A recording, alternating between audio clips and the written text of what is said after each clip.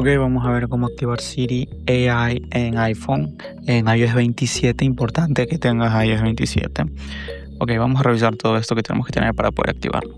Lo primero es que si estás conectado a un VPN, desconéctalo, te recomiendo que hagas eso ya que iOS 27 es muy reciente, así que tienes que asegurarte de que esté actualizado tu celular y también de que estés conectado a los VPNs para evitar problemas de conexión.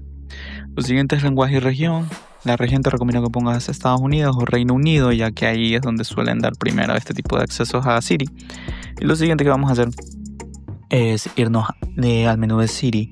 Y en el menú de Siri vas a presionar Turn on Siri o activar Siri, que básicamente es para que nos den, para que prendamos la aplicación de Siri y nos den acceso al nuevo modelo que tienen, ya que es un Siri potenciado por inteligencia artificial.